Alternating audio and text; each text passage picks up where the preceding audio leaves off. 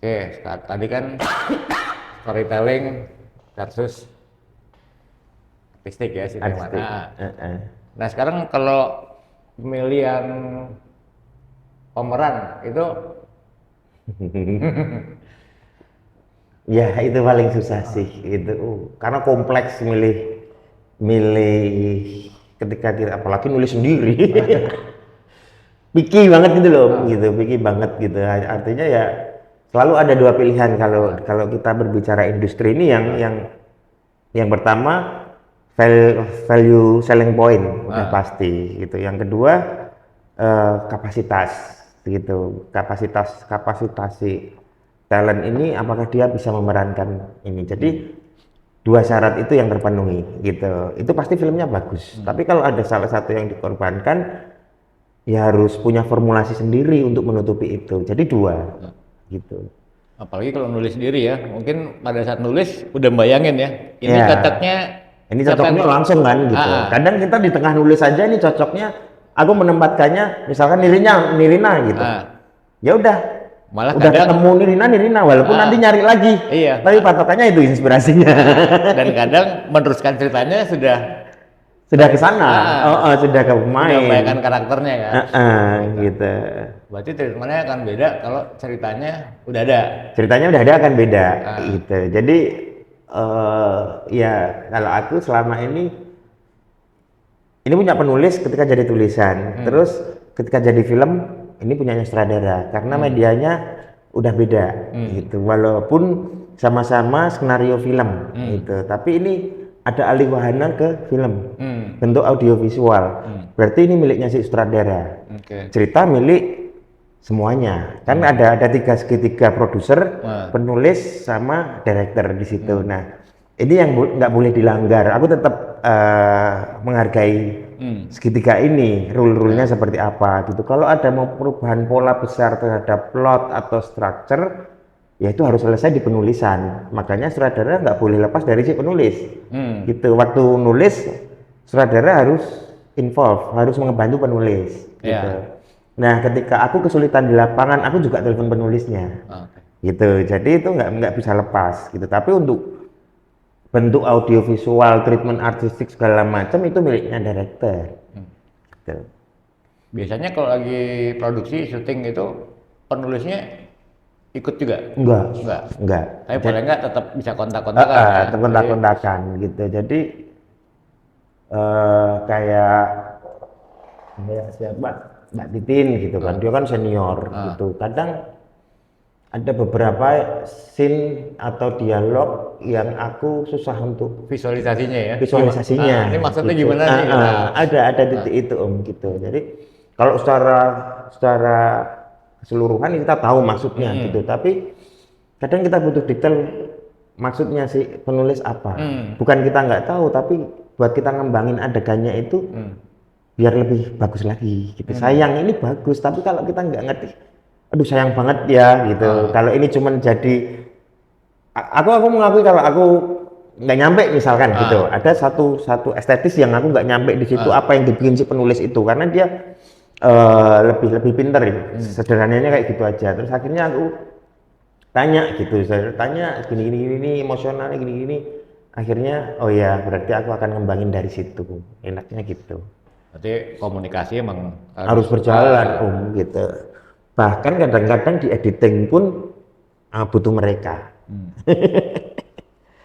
pernah nggak bikin film yang misalnya penulisnya udah nggak ada atau penulisnya mungkin nggak bisa dikontak gitu maksudnya adaptasi dari cerita luar negeri atau apa gitu ya tapi mayoritas sih sebenarnya sudah lepas sih Om gitu sudah lepas jadi ketika udah di tangan kita sebenarnya itu produser pun juga menyerahkan ke kita dan masih boleh adaptasi ya boleh karena gitu itu kan haknya udah dibeli ya maksudnya boleh secara ceritanya dia plotnya masih sama strukturnya masih sama itu nggak ada masalah ya kayak yang Mas Anung bikin terakhir itu kan Miracle Cell Number 7 itu juga adaptasi itu juga ya masih sama gitu. Kayak biasanya kan dulu kan story based on Based gitu on ya. itu, cuman ada budayanya aja Nggak gitu. harus plak-ketiplak ya.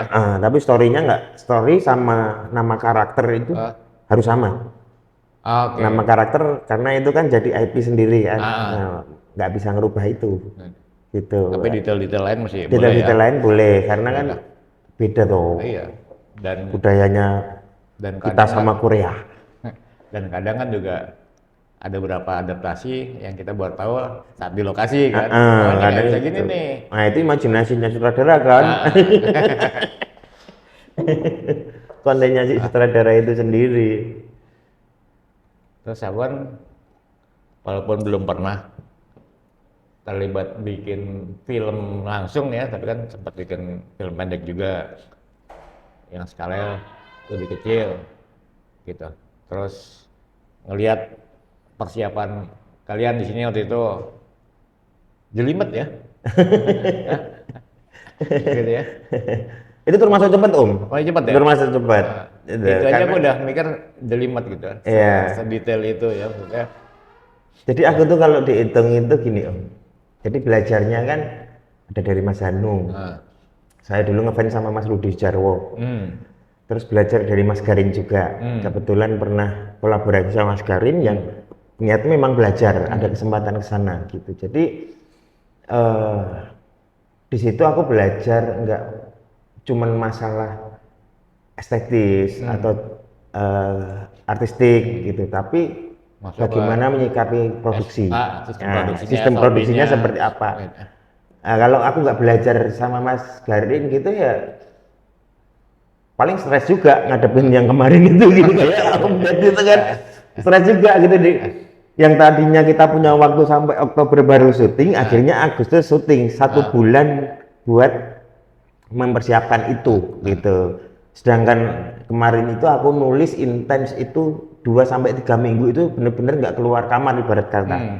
Gitu cuman di kamar itu bener-bener ngopi makan di situ banget gitu. Karena memang termindset gitu loh, termindset terus akhirnya ya ini harus bergerak terus nggak boleh dihentikan gitu. Nah, kalau dulu kan selalu pola ABC misalkan sistemnya gitu kan gitu. Nah, ini untuk rubah ini kan rubah sistem yang banyak Om. Gitu misalkan kita kita persiapannya dari B, kita ngelihat dulu apa segala macam gitu. Dan itu kan harus merubah sistem itu. Nggak semua orang bisa compact dengan itu gitu. Nah, ketika belajar sistem sama Mas Garin gitu yang memang dia melakukan pola itu akhirnya bisa mengatasi sistem itu gitu. Ya bisa secara apa namanya verbal itu kita ngelihat bahwa ini bisa kok dirubah tapi pelaksanaannya belum tentu kita bisa mengatasi yang lain karena nggak tahu prosesnya kan gitu tak Om. Ketika tahu prosesnya ya akhirnya semua teratasi gitu. Bahkan pemain aja tinggal 4 hari syuting. 4 hari 4 hari syuting baru dapet itu. Walaupun yang casting udah segitu banyak. Gitu banyak ya harus milih dulu gitu loh. Milih dulu siapa. Nah, nanya. Kalau gitu-gitu tuh no hard feeling ya, maksudnya kan rata-rata udah kenal juga dengan pemainnya kan, gitu. Ketika bilang, oh nggak jadi pakai lo, gitu, udah biasa ya. Ya itu aku nggak tahu, maksudnya udah tega aja. Karena gini, termasuk tim ya Om ya gitu. Tim yang nggak support sama filmnya, ya aku nggak akan kerja sama gitu. Termasuk DP, DOP, terus artistik itu yang gini aja dalam koridor tes aja gitu. Tesnya tidak sesuai dengan estetika yang akan kita bikin filmnya ya pasti nggak akan kerja sama. Makanya aku ada beberapa temen DOP artistik itu nggak cuma satu pilihan. Gitu pasti ada 3 ada 4 mana cocoknya yang masuk buat film remaja ini film thriller juga ya. karena aku pengen maksimal di situ gitu. Kalau berbicara tes dulu ya itu gitu. Terus waktu kalau memang waktunya mereka nggak bisa ya nggak usah dipaksakan gitu karena pengen memang full apalagi ini kan bisa effort dibilang gitu loh. semua yang terlibat di film ini kan bisa dibilang kayak freelance ya. Iya, kayak freelance. Bisa aja mereka nganggur, Heeh. bisa aja mereka ada job gitu. Ada job gitu. Kalau mereka benturan ya susah gitu. Maksudnya jangan, walaupun aku juga melakukan itu.